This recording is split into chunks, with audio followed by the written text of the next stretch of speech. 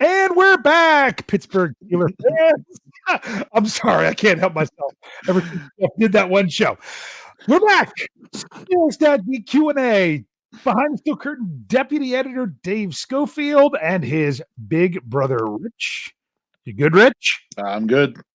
Here's the thing. I'm going to ask you this. I didn't bring up the new show yet on my phone because I like to do it because it gives me, sometimes it pops up with some highlights that I don't always catch otherwise, and just to make sure that we're not freezing or anything like that.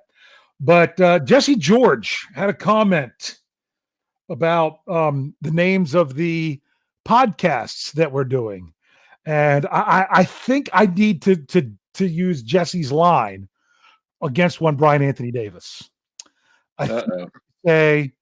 Say you play the role of Brian. I'm going to ask you a question. So Brian, what's the name of your new podcast? Why? I don't know, It Dave. doesn't matter what the name is. I'm sorry. Which is exactly what Jesse says. It doesn't matter what the names are. But after our wrestling discussion we had with the after party Thursday, I just had to summon my inner Dwayne The Rock Johnson in order to bust into one of his famous interruptions, or I should have used a fancier word there.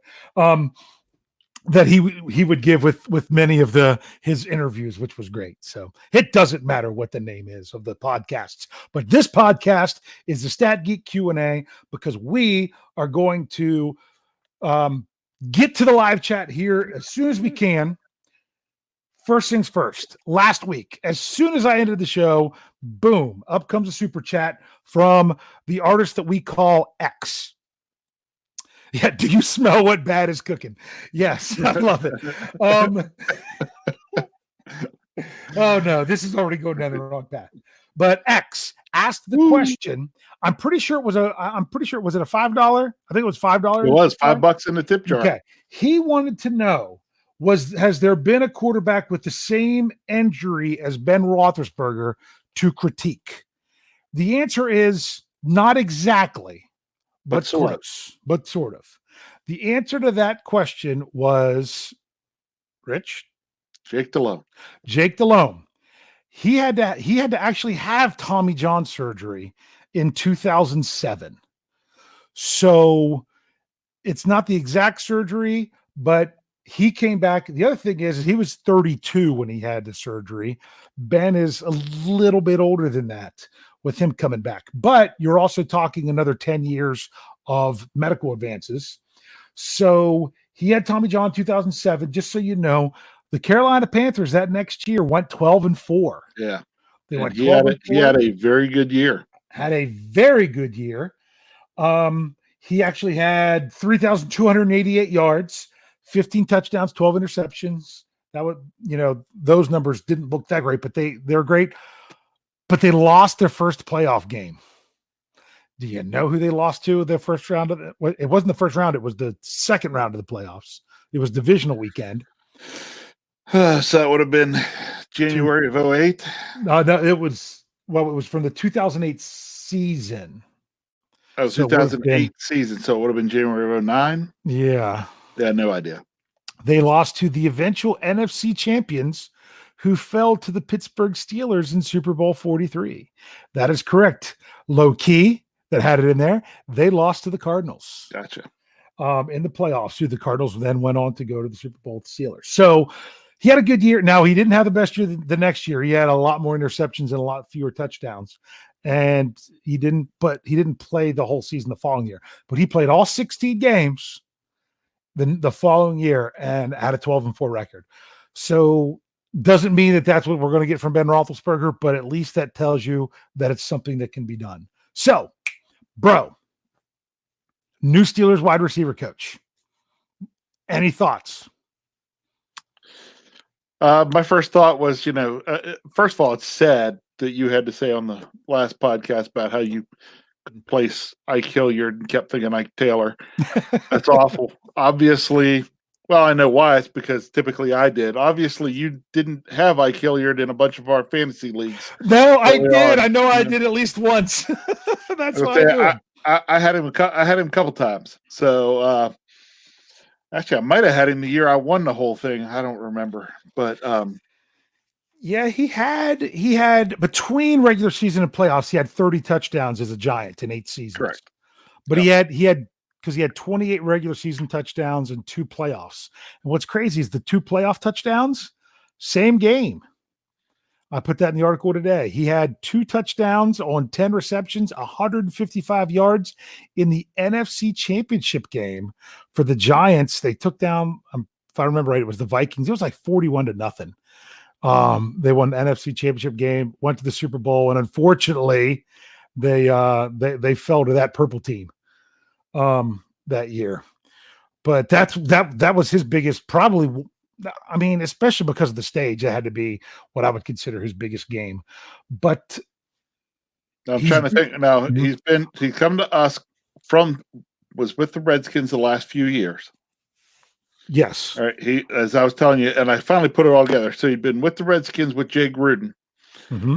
He had been with the Redskins before Jay Gruden, but he left, did a quick stint. I think it was Buffalo. Mm-hmm. And then back with the Redskins. Yep. Reed actually said it in here. He had Dolphins, Redskins, and Bills. I'm trying to think if the Dolphins might have been at one of them. He was the assistant wide receivers coach. So I have an interesting story about this hire and the article that ensued. And it's Brian Anthony Davis's fault. But we had some problems with it on the website today. This came out at noon. I'm trying to get my ESPN story ready for 12:30, and I'm picking my son up from preschool, which finishes at noon. But I had done a pre-write for the story because it's crazy how all the reports came down. Some people said, "Oh, well, I thought Behind the Steel Curtain already said that McClendon was hired." We published a report. It was Dale Lally that actually gave the first report that McClendon was the choice. Then Jerry Dulac came back on Monday and said, no, they're interviewing Jericho Cotchery and everything. Then Dulac said late in the week, it was down to those 2 candidates. So when the report came out, and I did the article that McClendon was returning to South Carolina, guess what we did? I say, going to get it ready. I'm just going to write the article for Jericho Cotchery to be the wide receivers coach. Then when it happens, we're just going to publish it. Well, I did it, but there's a backstory here. At the beginning of last season, early on, we knew there was going to be a roster move coming for the Steelers. And we had a feeling it was right after after week 1, we're like, they're going to sign Tuzar Skipper to the practice squad, and they're going to sign Hodges because of the Joshua Dobbs trade. So I got an article ready for that on a Monday. Well, Brian Anthony Davis goes into the dashboard where we hold our articles, sees my article that I have ready to go, and reports it on the podcast that it actually happened, and it hadn't happened yet. And it didn't happen in that way because Skipper got claimed off of waivers. So he's like, don't write articles in there that didn't happen. I'm like, but I got to get them ready. So I go in and I throw in silly headlines. So my headlines usually read something silly, but I get everything else ready. The headline said that the Steelers hired Jeff Hartman as their wide receivers coach. Well, luckily with Jeff and I jumped in to fix the article because it already had a lot of, we could have started over with a whole new hire, but it had a lot of the process involved of the reports of how the Steelers got there. And therefore we had to change Jeff Hartman in the title to be Ike Hilliard. Well, the problem is, and a lot of people don't realize this, is we have 5 different titles when we go to write these articles. There's the article title, there's the main page title, there's the social, there's the search title, there's a bunch of them. I already had Jericho Cotchery filled in all those titles. I just didn't have it on the main title, so Brian wouldn't see it. Well, Jeff told me he got all the back end stuff, and part of the back end stuff is he didn't realize that they all had Jericho Cotchery. So if anyone else caught our tweet, we actually had a tweet that had an article with Ike Hilliard in his picture, and it said Steelers hired Jericho Cotchery. Wasn't the name of what was the tweet, but that was the title of the article. And the title of that article was there for a few minutes on the website. Then we went in and changed it, and there was a glitch in the system. And when we tried to republish it, it didn't publish our changes. So, but we got it all straightened out eventually. So there for a minute, we even reported that Jericho Cotchery was the hire, but that was quite surprising because usually Jerry Dulock, he's one guy that when he reports on something, that's the way it was. So the Steelers really went under the radar with this hire. So do you think they made the right choice? Hello? Do I think they made the right choice? Yeah. Yep. Oh, we got a little bit of static with you too. Okay. Your sound has been, I don't know if it's your end or my end. Somebody's sound has been all messed up here. Okay. So,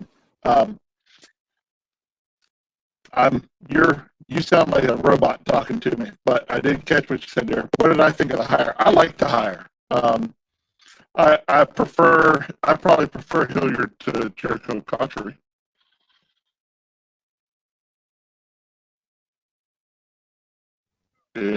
Sorry, I was muted for a moment trying to figure out if it was you or me by listening to it on my phone. And they say it's Robo Rich. So yeah, we got a little bit of static. Okay. There. If we could try to work through that. The biggest thing that I like about Hilliard that we didn't get with the other two candidates, how about NFL experience as a wide receivers coach? Like as the main wide receivers coach, because McClendon was coming from college, which I'm sure he would have brought a lot to the Steelers. You had Cotchery, who's been the assistant wide receivers coach in Carolina for the last, I think, at least 3 seasons. So, and it's not that he wouldn't have necessarily been a good hire either, but I like the fact that they got a hire of someone who has been not just an assistant, but he has been a wide receivers coach for some time in the NFL.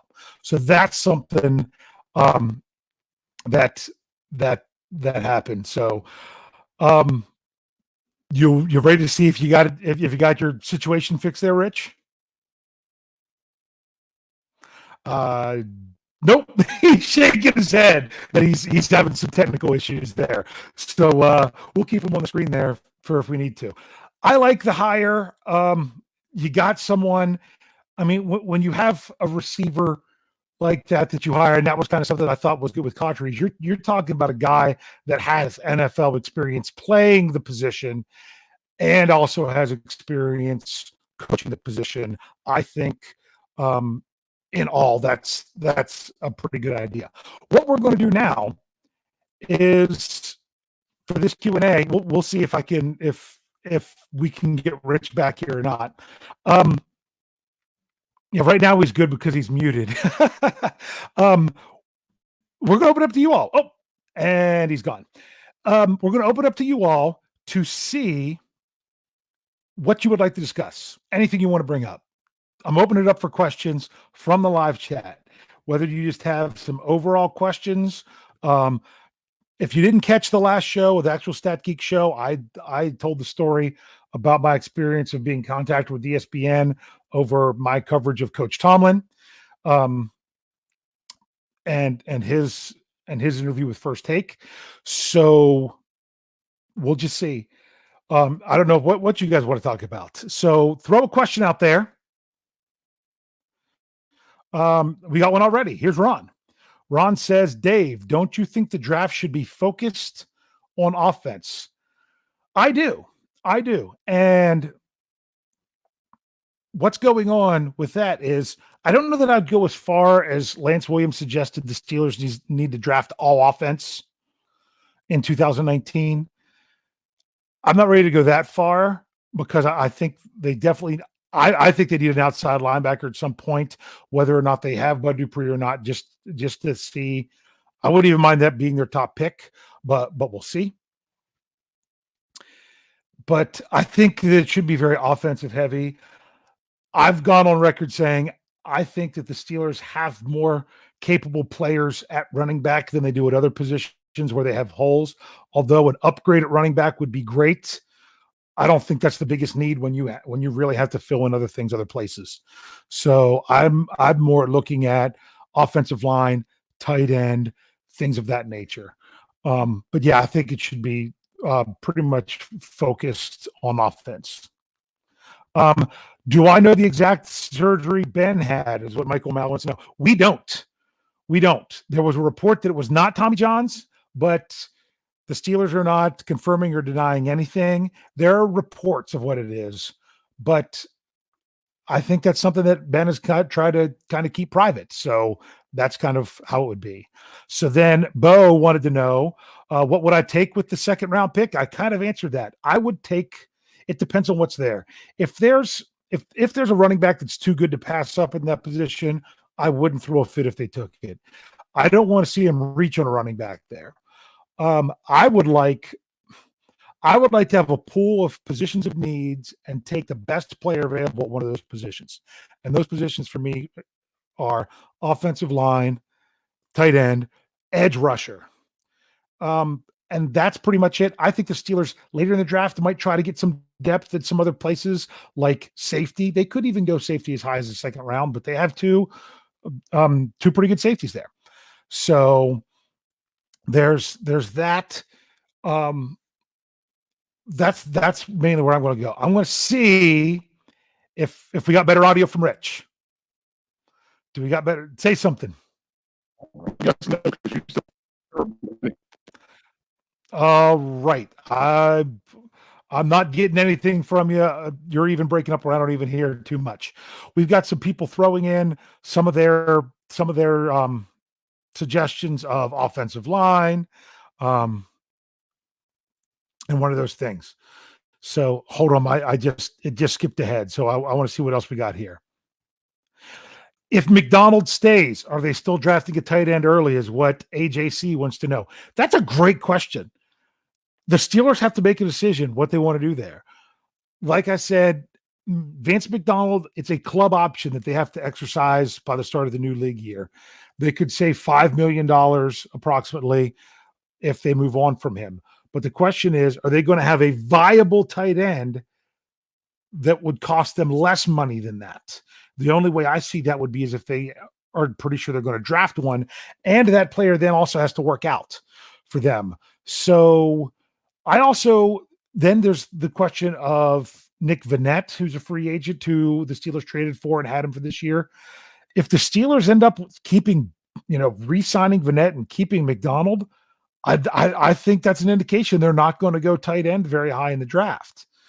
But if it's even just one of them, then that still leaves it on the table for them to go early. And I'd still think they can get a quality tight end, even not with their top pick in the second round. I think there's a lot of promise for the tight end out of Dayton. I know there's the tight end out of Purdue. I know a lot of people are high on the tight end out of Notre Dame. So they have some options there. And honestly, until the combine, when players really start to shoot up the board, is when things really get interesting. Worst institutional cheating, Patriots or Astros? That's hard to judge because we don't really know the extent of the Patriots. I don't think that it's come out. Well, maybe we don't know the extent of the Astros. I'm going to say, why the word all of a sudden? I'm going to go with a push on that one. Okay. So, getting some of the same questions that people have already said. Some are interesting. Do I like red, blue, red, yellow, or black? Yeah, we're going with black. If the Steelers, here we go, Thaddeus, if the Steelers don't sign any more quarterbacks before next season, what three quarterbacks do you keep? It's going to be Roethlisberger and Rudolph. The only way it's not Roethlisberger is if there's a problem with his injury. And then when it comes to Rudolph, unless, something else happens there, those are the two healthy wise I would go with. I don't see them bringing in another quarterback, mainly because money, with what money? They've already allotted more to the quarterback position this year with the salary cap than they usually do percentage-wise, to spend more money on someone to come in as a safety net who you hope never steps foot on the field. I would rather them spend money on someone who you want to step foot on the field. So then I think it's just a race for that last one, and I think it could be any of the three. It could be It could still be Hodges. It could be Paxton Lynch, and it could be JT Barrett out of nowhere. Or it could be another name that comes out of nowhere like Hodges did last year. So I think it's Roethlisberger, Rudolph, and anybody's guess. So Ryan wants to know what O-line position I was when I played. I was a tackle. I was a left tackle for most of my playing days, and then got moved to right tackle at the end of high school because our running back was more effective running to the right, and they wanted to put me over there rather than we weren't throwing that much, so protecting the blind side of the quarterback didn't matter quite as much. I did not play football in college. I had the opportunity to, but I did track and field in college instead. That was just what I went with. But yeah, I was a tackle. And actually, I should say I was also a blocking tight end for a little while, just to have some different formations. But it was a lot of fun. So, is Matt low key wants to know, is Matt Canada going to be the spark this offseason or this offense needs? I think he could be if they utilize him. And you know what? You brought him in, let him do some dynamic stuff to help with the game plan. And if it doesn't work, then he's just your quarterback's coach. You just have him go back and focus on the quarterbacks. But to not even try to use his stuff, I think would be foolish. So once again, it skipped on me. Some people were asking about the running back Dobbins. I saw some stuff today in Cliff Harris's Still a Punk's article with some of the discussion in the comments about bringing up his ability as a receiver and his ability to pass protect. And I think if the Steelers are going to draft a running back and draft them high, it's got to be someone who can do these things and be an upgrade. Do the Steelers want to take their top draft pick and not upgrade what they currently have? I want to see them do something where someone's going to be the guy before midseason. That's what I would like to see more than anything. So that's a great question, Snowman. Will the Steelers sign Ryan Shazier? I don't know. They're going to have him around in some capacity, in my opinion. They're not hanging him out to dry, and they also want to give him the chance that if he wants to come back to play, that he will. Ernest says he's a little concerned about Pouncey's play this year. Should we be concerned? Yes. Are we concerned about James Conner's play? Are we concerned about Juju Smith-Schuster's play? Are we concerned about Ben Roethlisberger's play, about Stephon Stewart's play? Yes. We should be concerned, but it doesn't mean that we also shouldn't expect them to come back. Now, Pouncey's a little bit different because of his age, just like Ben Roethlisberger.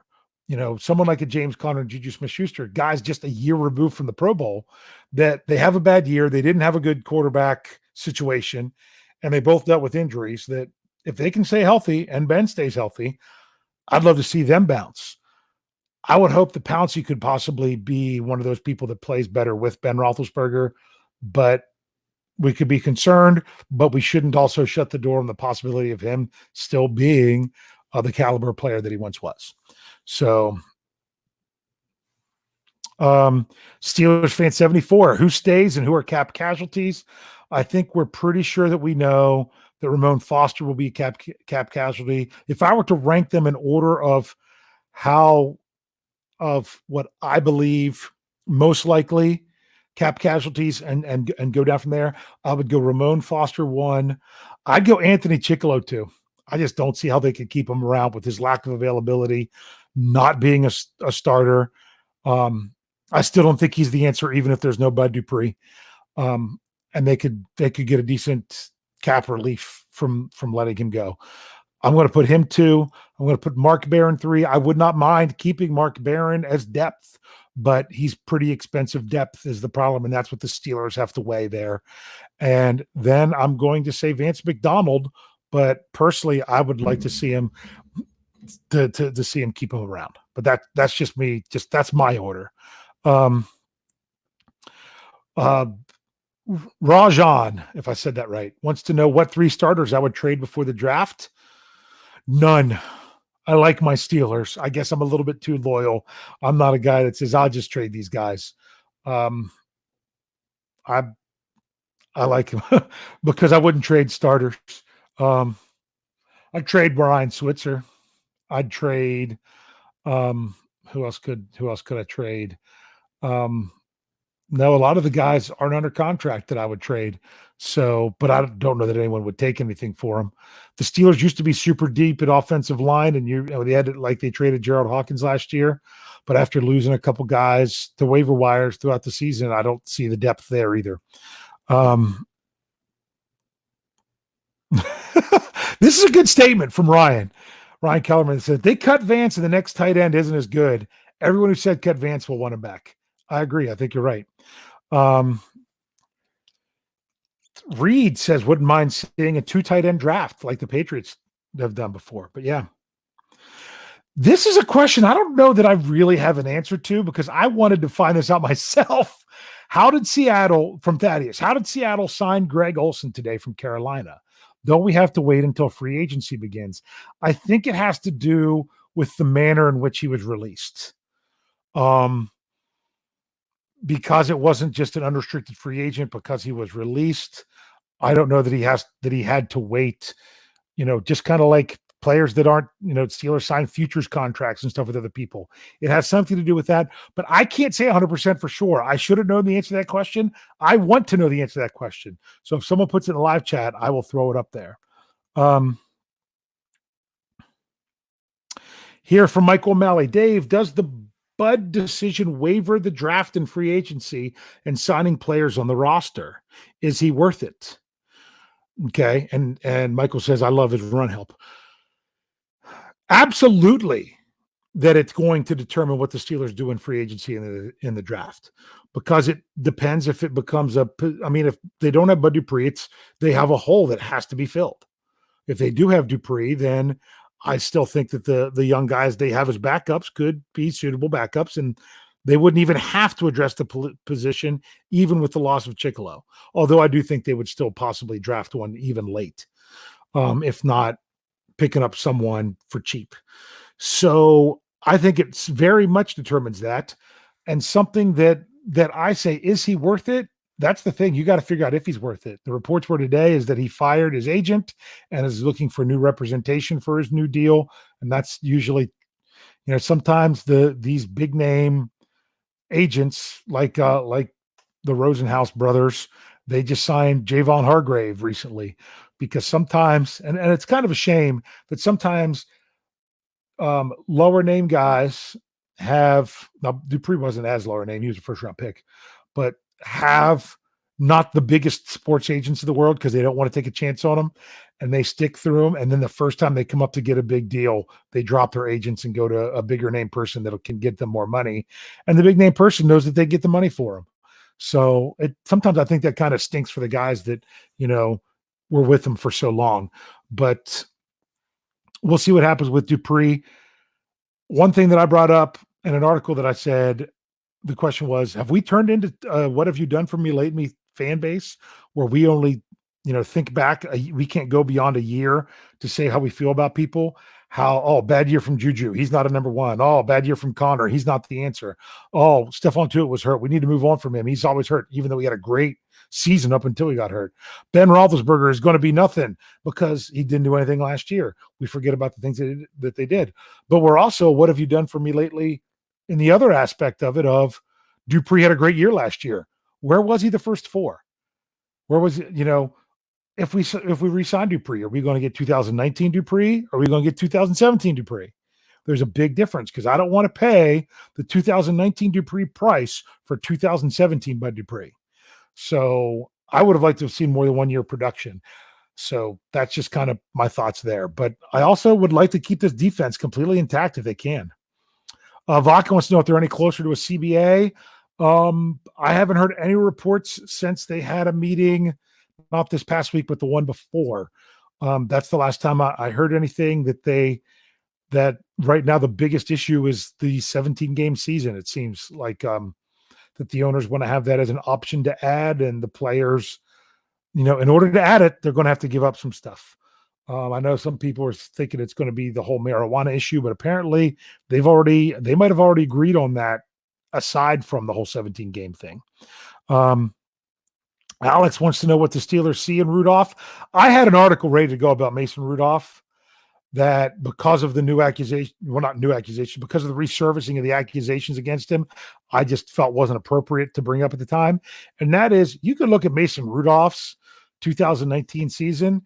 You could do a point counterpoint like Brian and Tony do in articles on the website of his season. You could completely spin it of how Mason Rudolph was put in some tough circumstances, and at times he played well, and when he didn't, there was reasons behind it.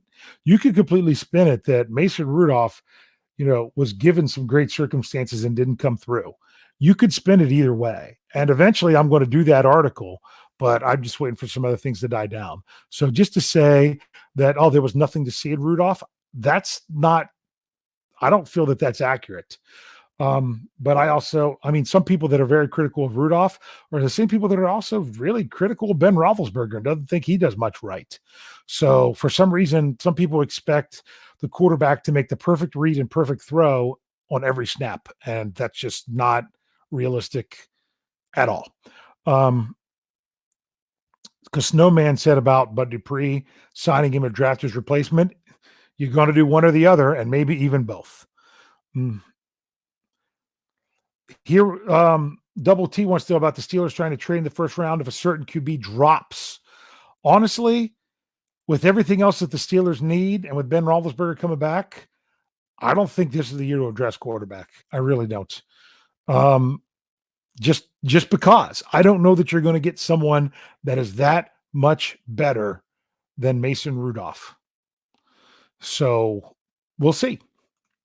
Do I think the defense will be elite for years to come? I think it can be, and I think injuries will play a pretty big role in that. I'm going to see if we got Rich back or not. He's finally seeing if he's got the issue fixed. I'm going to add him in here. How we doing? Are you better? I don't hear the craziness on your end. Yes, you sound completely fine to me. So I had to do a total computer restart, and it locked up when it restarted. So then I had to do a hard reset. So that was fun. There you go. I'll let you. I know you probably haven't been able to follow much at all or hear anything. Actually, I've pulled the broadcast up on my phone, so I have been. Actually. Oh, good. You what do you think about this one? Do you think the defense will be elite for years to come? That's kind of hard to say because you're in today's day of the NFL, constant turnover. Yeah, absolutely. Sorry, I just saw that I had some private messages. Didn't realize they were from you. They were from me. So I actually have an article coming out probably tomorrow. I was writing it this evening about how TJ Watt's is the new face of the franchise. Don't worry about Watt being a Steeler for a while, because especially the way his rookie deal is going to, the options they have there with the 5th-year option, the franchise tag and everything, and the getting up there in years, probably on his last contract. And if he's not, then that's still good news for the Steelers. Ben Roethlisberger, that it's going to line up really good to where that money is going to shift right into TJ Watt. Yeah. Is how that's going to end up working out. And one thing I brought up in the thing, you're like, we just all assume Ben's on his last contract. And it's funny because that was one thing Lance Williams and I were arguing about. He wants to already say that Ben's 3-year contract was bad because of what happened this year. I'm like, I'm not going to judge it on this year, because what happens if he has 2 fantastic years? I've said I'll judge it when we get a little bit further down the road. And it still might be a bad contract that they extended him the last time. But if the issue comes up where Ben is even wanting to play beyond this contract, that's a good thing for the Steelers, because that means he's playing at a high level. So that's a problem that I'll deal with if that comes about. I've got to answer this one from Richard if it comes up. Whoa, I skipped. So it might not come up.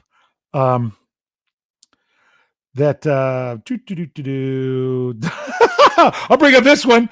David's Yeah. brother's computer sucked. I had to try to reboot. Answer the question. I hadn't seen that yet. Sorry, I couldn't help it. Wow, I'm really far behind on the live chat. I just realized, but I can't find it to bring it up.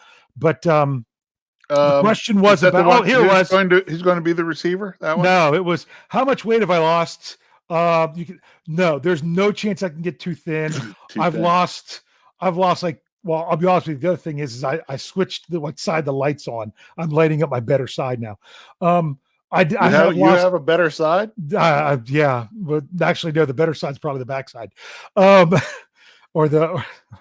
that's probably not better. Wow, no, I didn't know. Meaning that you didn't have to look at my face is all. Yeah. Uh-huh. No, it wasn't a compliment to my back. It was an insult to my front. I have lost about 25 pounds thanks to Jefferson Hartman has been trying to get me on some other stuff with exercise. I have a long way to go. Don't worry, I'm not going to be too thin. I've definitely got a long way to go. So some of these questions, a lot of these are answers to things I didn't get. Youngin wanted to know if there's any chance of getting Dobbs back. That ship's kind of sailed. He's under contract with Jacksonville. It's the same kind of thing with number 26, the former number 26. They're under contract with someone else. That's not something that you can just say, I'll bring him back. So I'm now getting into a lot of people with conversations, answering questions that we had earlier. Yay.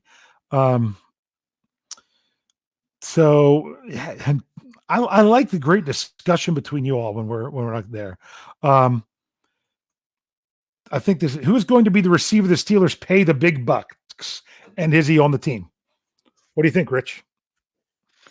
Well, what's wrong with instead of paying one receiver big bucks, why don't we pay a couple of decent receivers medium bucks? Yeah. It just all depends on how you want to structure out your cap. I'm compiling some cap numbers. I don't know if I'm going to do an article, if I'm going to save it for one of our shows, but looking at like what positions take up what percent of the salary cap. And wide receivers pretty low because they're all young guys. And it's not going to be able to stay that way because they're all going to move on. I don't know that we're going to have another Mr. Third and Fifth situation where we have the league's highest paid receiver on our team. But I mean, that's why I say if people say, well, Juju's not a number one, we don't pay him like a number one. I don't mind having 3 2s. I really do. I'd rather have 3 2s than 1 1 and 3 4s. So that's just the way I look at it. So let's try to see. In the way they're staggered, eventually Juju's going to need a new contract. This is his last year on this contract coming up. So he's probably going to get some money. I don't know that the Steelers, until there's a new CBA, can really afford to do much with him. So we'll see how that goes from there. Odessa said Bridgewater could be a viable backup QB. And as we have said over and over in the show, although he sounds great, the answer is with what money? With what money? We just can't allot any more money to one position that's already sucking up so much of our salary cap. Yep. So that's just going to be, and a lot of people were saying that here in the live chat. Okay. Oh wait, that's your question again. I just came across. Keep going. A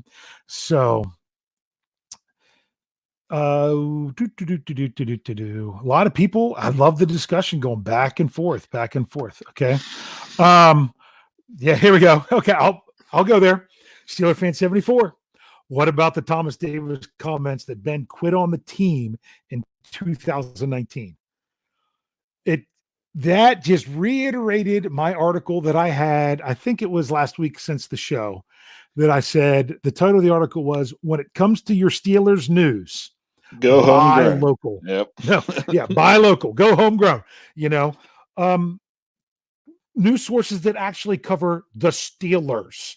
They come out with these ridiculous things. We've brought up several things on Bleacher Report. They said that the Steelers had a massive hole at cornerback across from Joe Hayden, that they didn't have any answer there. Didn't even realize Steven Nelson was there this past year because he had an amazing season that completely flew under the radar. And just various other dumb takes. That was a very dumb take, that Ben Roethlisberger should have come back for a playoff push. Okay. then they're like, he had season-ending surgery. He still can't throw. He's not even clear to throw. So he quit on the team. Yep. Yeah. Well, then Davis tried to say, well, there were reports that he didn't have to have surgery. And you know what my answer is to that one? Correct. He didn't have to have surgery, and he could have retired just like Bradshaw. Exactly. If he wanted to play quarterback, he had to have surgery. But my question is, if he could have still played quarterback but not had the surgery, there were reports. Name one. Give me one source, one name of someone who said that. Name one. I use this tactic all the time when people are like, oh, well, there were things that were said and people know that. Okay, name one. Just give me one. And you know what? He can't, because there wasn't. There might have been rumblings of people that didn't know any better, but no one that actually had legitimate information. That was really dumb. But it just goes to show the offseason in the NFL. We're getting dumb news. We're getting dumb takes. We're getting outside the lines, running a story and completely slobbering over someone who agreed to appear for them, even though none of the evidence backs them up. So now, we no longer have a Lance Williams internet connection fund or Brian Anthony Davis internet connection fund. We now have the Big Brosco computer fund. It just, sometimes they got to get reset, don't they? I just don't know what happened there. So my daughter's computer, because she's got the laptop. So yeah. Yeah. Reed brought up a point of something that someone said earlier. A trade into the first round from 49 almost surely has to include a future number one. So therefore I don't see it happening. They would have to go up in the very end of the first round. And like I said before, quarterback's not a position to do that for. I don't know that there's anyone that they want that bad to. I mean, they wanted Bush, they traded up and got him. They wanted Fitzpatrick, they traded and got him. They can't constantly do that and have any kind of capital. There's going to come to a point where they just can't. So I'm going to see if I can catch up a little bit, get a couple more questions before we call it a show here. I'm just glad you made it back. I'm sorry. I got to bring this up. I said, hey, he should have thrown left-handed. Yeah. Hey, you got to find, there's one at 10:42 p.m. from Thaddeus that he asked me a question, and I want you to bring that one up. Okay. Not football related, but it's a fun question. Oh, yes. Okay. How did I miss that one? Probably because he started it with the @ sign. I didn't see it. At Big Brosco, who won the wrestling match growing up between you and Dave? I actually talked a little bit about this on the after party Thursday. On the after party, yeah. That gets pretty easy. See, people wouldn't believe this looking at this now. Okay, you have always been big since you were a little kid. I graduated high school at 6'1", 155 pounds. I was already over that when I was in 7th grade. I tried to bulk up and play football one year in high school, got all the way up to 170, went to basketball camp for a week, lost the 20 pounds back to 150. Yeah. So by the time I was 16 and you were 12, you pretty much could take me in a wrestling match because you outweighed me. So yeah. I was more of the hit and run guy because I was extremely fast. So I would come in, take my shots, and then escape. Yeah. For those of you, this is what's interesting because you might not know this now.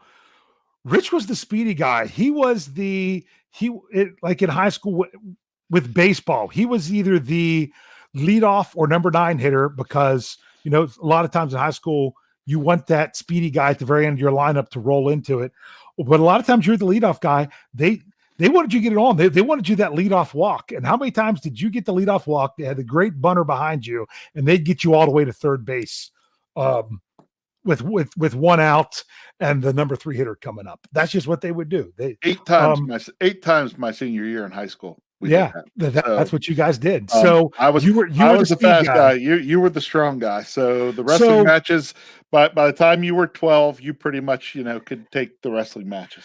I should have used that as example for one Jefferson Hartman when he said that the tag team match would be him and Lance Williams versus myself and Brian Anthony Davis.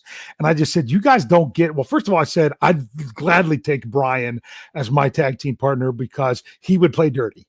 And just like same thing they said about George Costanza on Seinfeld, that he would cheat to win. That's what he would do. He would fight dirty. And then me, I said, guys, I'm huge. And just like, well, you got to catch me. And I should have responded when I was huge. And when we were younger, my brother was super fast. I learned how to adapt. So trust me, Jeff, I don't think Jeff is anywhere close right now to as fast as what you were back in the day when we'd have those. But I did mention before I got too big for you, what move would you throw me in and hold me in for forever when I was little? Well, it was one of two. I'd either put you in a full Nelson or a sleeper hold. Oh no! Oh, I forgot about the sleeper hold. Oh, I always put you in the sleeper hold. I forgot about the sleeper hold. Yeah. No, I remember me laying on the floor and you sitting on me, keeping me in that Campbell clutch. Oh, yeah, that one too.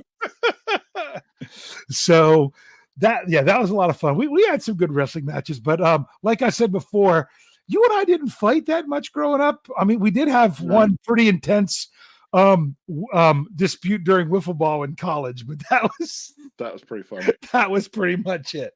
So but that was a great question, Thaddeus. I really enjoyed that one. But we want to thank you guys for I kind of got my live chat froze up on me a little bit. There's someone in there, or I guess there's someone they're arguing with. Sorry. Wanted to thank you guys so much for joining in here for the Q&A. Went a little bit longer than we thought, but I wanted to do some more questions once we got Rich back.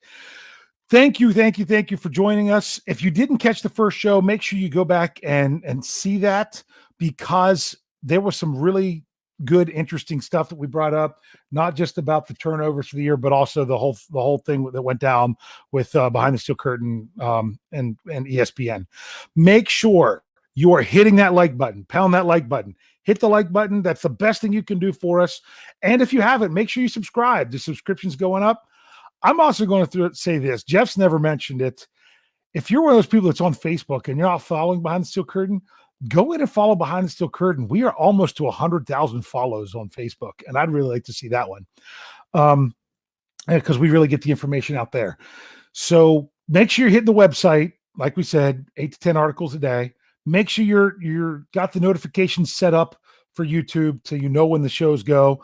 Most of the shows are usually around the 9 o'clock hour, except on Monday nights with Hangover or Q&A or whatever they call it now. Usually goes down around 5 o'clock. And then on the weekends, it varies based on individual schedules. But thank you so much for tuning in. Anything you want to say before we go, Rich? No, thanks for putting up with my technical issues here tonight. Oh, hey, no, I'm just glad that you were able to get back and finish up with us. So thanks again for tuning in. Tell a friend and subscribe. Thanks for geeking out with us.